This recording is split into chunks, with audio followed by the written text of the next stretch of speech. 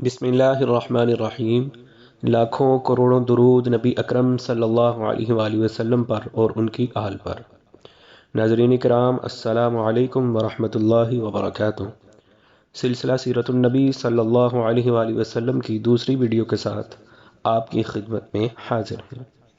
جس طرح پچھلی ویڈیو میں یہ ذکر کیا گیا تھا کہ عبد المطلب نے اللہ کی راہ میں ایک بیٹا قربان کرنے کی منت مانی تھی، عبد المطلب کو یہ حکم اس وقت دیا گیا جب وہ اپنی منت بھول چکے تھے۔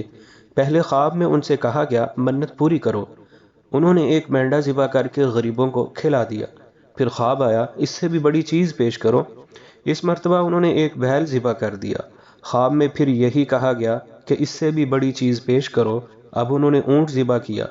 پھر خواب آیا کہ اس سے بھی بڑی چیز پیش کرو۔ انہوں نے پوچھا اس سے بڑی چیز کیا ہے؟ تب کہا گیا اپنے بیٹوں میں سے کسی کو ذبح کرو جیسا کہ تم نے منت مانی تھی۔ اب انہیں اپنی منت یاد آئی، اپنے بیٹوں کو جمع کیا، ان سے منت کا ذکر کیا۔ سب کے سر جھک گئے، کون خود کو ذبح کرواتا؟ آخر عبداللہ بولے ابا جان آپ مجھے ذبح کر دیں۔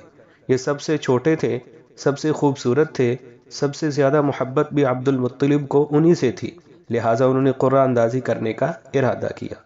تمام بیٹوں کے نام لکھ کر قرعہ ڈالا گیا، عبداللہ کا نام نکلا۔ اب انہوں نے چھری لی، عبداللہ کو بازو سے پکڑا اور انہیں ذبح کرنے کے لیے نیچے لٹا دیا۔ جو ہی باپ نے بیٹے کو لٹایا، عباس سے ضبط نہ ہو سکا، فوراً آگے بڑھے اور بھائی کو کھینچ لیا۔ اس وقت یہ خود بھی چھوٹے سے تھے۔ ادھر باپ نے عبداللہ کو کھینچا۔ اس کھینچا تانی میں عبداللہ کے چہرے پر خراشیں بھی آئیں۔ ان خراشوں کے نشانات مرتے دم تک ان کے چہرے پر باقی رہے۔ اسی دوران بنو مخزوم کے لوگ آ گئے۔ انہوں نے کہا آپ اس طرح بیٹے کو ذبح نہ کریں، اس کی ماں کی زندگی خراب ہو جائے گی۔ اپنے رب کو راضی کرنے کے لیے بیٹے کا فدیہ دے دیں۔ اب سوال یہ تھا کہ فدیہ کیا دیا جائے۔ اس کی ترکیب یہ بتائی گئی کہ ایک کاغذ پر 10 اونٹ لکھے جائیں، دوسرے پر عبداللہ کا نام لکھا جائے۔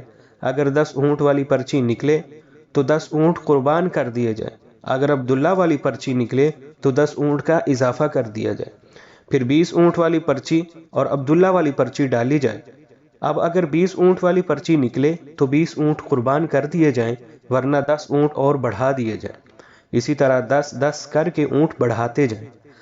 عبد المطلب نے ایسا ہی کیا، 10-10 اونٹ بڑھاتے چلے گئے۔ ہر بار عبداللہ کا نام نکلتا چلا گیا، یہاں تک کہ اونٹوں کی تعداد 100 تک پہنچ گئی۔ تب کہیں جا کر اونٹوں والی پرچی نکلی۔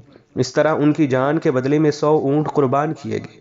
عبد المطلب کو اب پورا اطمینان ہو گیا کہ اللہ تعالیٰ نے عبداللہ کے بدلے 100 اونٹوں کی قربانی منظور کر لی ہے۔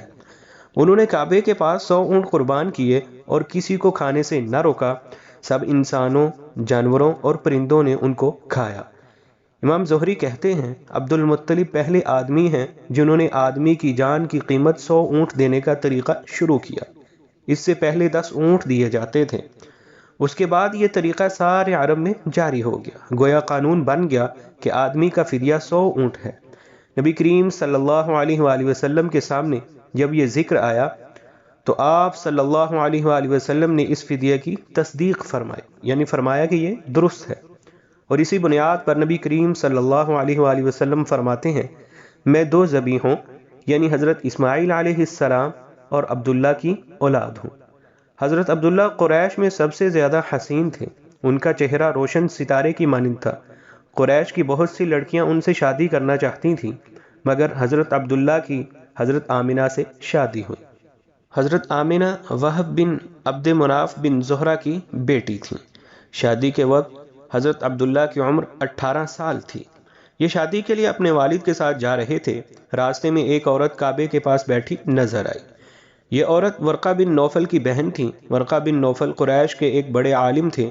ورقہ بن نوفل سے ان کی بہن نے سن رکھا تھا کہ وقت کے آخری نبی کا ظہور ہونے والا ہے، اور ان کی نشانیوں میں سے ایک نشانی یہ ہوگی کہ ان کے والد کے چہرے میں نبوت کا نور چمکتا ہوگا۔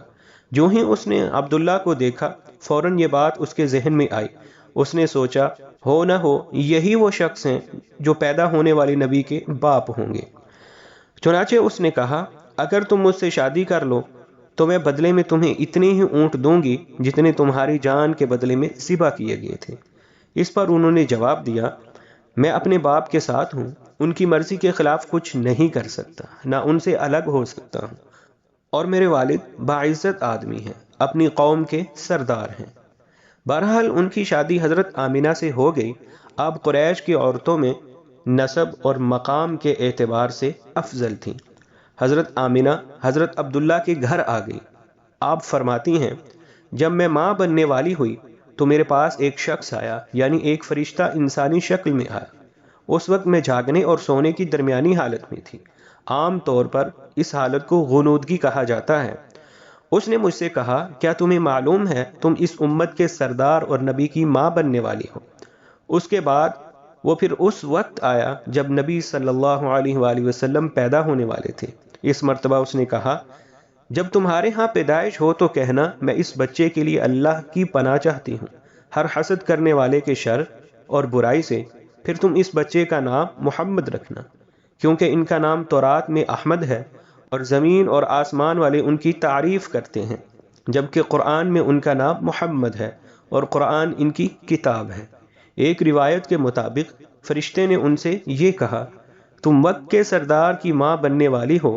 اس بچے کی نشانی یہ ہوگی کہ اس کے ساتھ ایک نور ظاہر ہوگا جس سے ملک شام اور بصرہ کے محلات بھر جائیں گے۔ جب وہ بچہ پیدا ہو جائے گا تو اس کا نام محمد رکھنا، کیونکہ تورات میں ان کا نام احمد ہے کہ آسمان اور زمین والے ان کی تعریف کرتے ہیں، اور انجیل میں ان کا نام احمد ہے کہ آسمان اور زمین والے ان کی تعریف کرتے ہیں، اور قرآن میں ان کا نام محمد ہے۔ حضرت عبداللہ کے چہرے میں جو نور چمکتا تھا، شادی کے بعد وہ حضرت آمینہ کے چہرے میں آ گیا تھا۔ امام زہری فرماتے ہیں، حاکم نے یہ روایت بیان کی ہے اور اس کو صحیح قرار دیا ہے کہ صحابہ رضی اللہ تعالی عنہم نے حضور نبی کریم صلی اللہ علیہ وآلہ وسلم سے عرض کیا، اے اللہ کے رسول، ہمیں اپنے بارے میں کچھ بتائیے۔ آپ صلی اللہ علیہ وآلہ وسلم نے ارشاد فرمایا، میں اپنے باپ ابراہیم علیہ السلام کی دعا ہوں، اپنے بھائی عیسیٰ علیہ السلام کی بشارت ہوں اور خوشخبری ہوں۔ جب میں اپنی والدہ کے شکم میں آیا تو انہوں نے دیکھا، گویا ان سے ایک نور ظاہر ہوا ہے جس سے ملک شام میں بصرہ کے محلات روشن ہو گئے۔ حضرت آمینہ نے حضرت حلیمہ سعدیہ سے فرمایا تھا، میرے اس بچے کی شان نرالی ہے، یہ میرے پیٹ میں تھے تو مجھے کوئی بوجھ اور تھکن محسوس نہیں ہوئی۔ حضرت عیسیٰ علیہ السلام وہ آخری پیغمبر ہیں جنہوں نے آپ صلی اللہ علیہ وآلہ وسلم کی آمد کی خوشخبری سنائی ہے۔ اس بشارت کا ذکر قرآن میں بھی ہے۔ سورہ صف میں اللہ تعالیٰ فرماتے ہیں، اور اسی طرح وہ وقت بھی قابل ذکر ہے جبکہ عیسیٰ ابن مریم نے فرمایا، اے بنی اسرائیل، میں تمہارے پاس اللہ کا بھیجا ہوا آیا ہوں کہ مجھ سے پہلے جو تورات آ چکی ہے میں اس کی تصدیق کرنے والا ہوں، اور میرے بعد جو ایک رسول آنے والے ہیں ان کا نام مبارک احمد ہوگا، میں ان کی بشارت دینے والا ہوں۔ اب چونکہ حضرت عیسیٰ علیہ السلام یہ بشارت سنا چکے تھے، اس لیے ہر دور کے لوگ آپ صلی اللہ علیہ وآلہ وسلم کی آمد کا بے چینی سے انتظار کر رہے تھے۔ ادھر آپ صلی اللہ علیہ وسلم کی پیدائش سے پہلے ہی حضرت عبداللہ انتقال کر گئے۔ سابقہ کتب میں آپ کی نبوت کی ایک علامت یہ بھی بتائی گئی ہے کہ آپ کے والد کا انتقال آپ صلی اللہ علیہ وآلہ وسلم کی ولادت سے پہلے ہو جائے گا۔ حضرت عبداللہ ایک تجارتی قافلے کے ساتھ تجارت کے لیے گئے تھے۔ اس دوران بیمار ہو گئے اور کمزور ہو کر واپس لوٹے۔ قافلہ مدینہ منورہ سے گزرا تو حضرت عبداللہ اپنے ننیال یعنی بنو نجار کے ہاں ٹھہرے۔ ان کی والدہ بنو نجار سے تھیں۔ حضرت عبداللہ اسی جگہ ایک ماہ تک بیمار رہے اور انتقال کر گئے۔ انہیں یہیں دفن کر دیا گیا۔ تجارتی قافلہ جب حضرت عبداللہ کے بغیر مکہ مکرمہ پہنچا اور عبد المطلب کو پتہ چلا کہ ان کے بیٹے عبداللہ بیمار ہو گئے ہیں اور مدینہ منورہ میں اپنے ننیال میں ہی ہیں، تو انہیں لانے کے لیے عبد المطلب نے اپنے بیٹے زبیر کو بھیجا۔ جب یہ وہاں پہنچے تو عبداللہ کا انتقال ہو چکا تھا۔ مطلب یہ کہ آپ صلی اللہ علیہ وآلہ وسلم اس دنیا میں اپنے والد کی وفات کے چند ماہ بعد تشریف لائے۔ سلسلہ سیرت النبی صلی اللہ علیہ وآلہ وسلم کی نئی ویڈیو کے ساتھ ہم پھر حاضر ہوں گے۔ اپنی دعاؤں میں یاد رکھیے گا۔ تب تک کے لیے اجازت دیجیے۔ اللہ حافظ۔